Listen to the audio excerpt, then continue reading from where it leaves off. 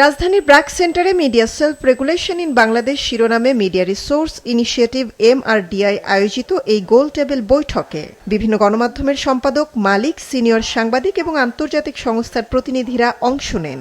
বিশ্বের বড় বড় গণমাধ্যমের নিজস্ব নীতিমালা এবং দেশের গণমাধ্যম ব্যক্তিত্বদের সাথে আলোচনা ও গবেষণা সাপেক্ষে তৈরি করা একটি প্রস্তাবিত নীতিমালা উপস্থাপন করে MRDI।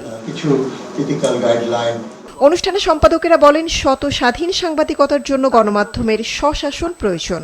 কেন্দ্রীভূত মালিকানা ও বস্তুনিষ্ঠ সাংবাদিকতার অন্তরায় বলে মত দেন কেউ কেউ।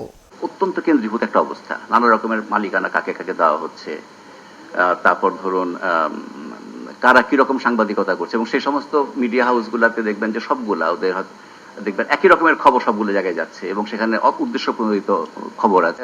আমাদের গণমাধ্যম সংস্কার কমিশন অনেকগুলো রিকমেন্ডেশন দিয়েছে এবং এই রিকমেন্ডেশন দেওয়ার পরে যে আমাদের তথ্য মন্ত্রণালয় যে বলেছে যে এই রিকমেন্ডেশনগুলো যদি আমরা মানি, মিডিয়া কমিশন যদি করি, তাহলে তথ্য মন্ত্রণালয়ের কি দরকার, এরকম একটা আমরা অভিব্যক্তি শুনেছি সরকারের মধ্য থেকে।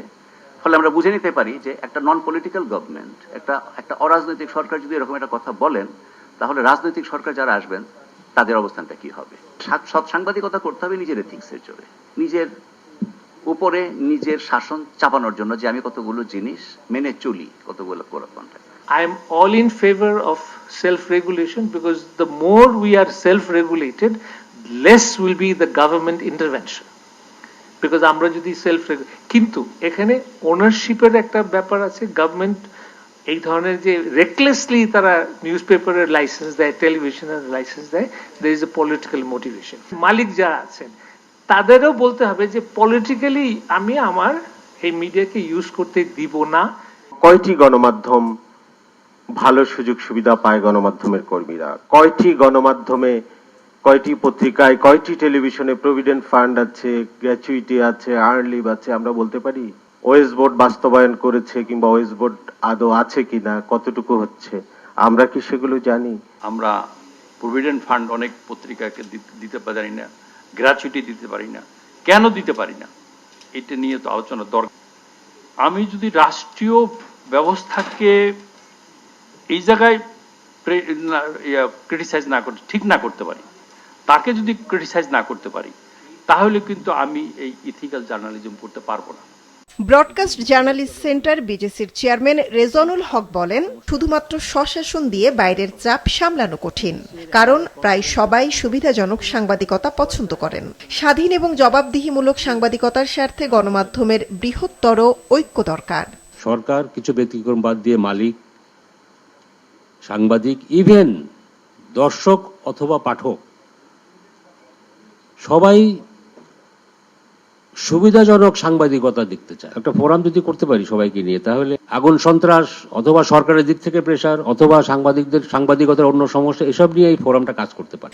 নানা অজুহাতে সাংবাদিক নিপীড়নমূলক আইনের ব্যবহারের বিষয়ে হতাশা জানান অনেকে। প্রেস কাউন্সিল বহাল রেখে গণমাধ্যম কমিশন গঠনের সরকারি উদ্যোগ বিপদের কারণ হবে বলে সতর্ক করেন গণমাধ্যম সংস্কার কমিশনের সাবেক প্রধান কামাল আহমেদ।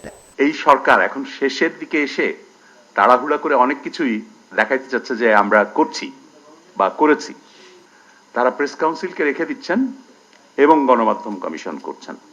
তো তাহলে এখানে যখন সাংবাদিকতা সংক্রান্ত বিষয়ে কোনো বিরোধ দেখা দেবে, কে সেটা ডিল করবে? প্রেস কাউন্সিল না গণমাধ্যম কমিশন? সেই ওভারল্যাপিং আরো বেশি ডেঞ্জারাস আমার মনে হয় মিডিয়ার জন্য।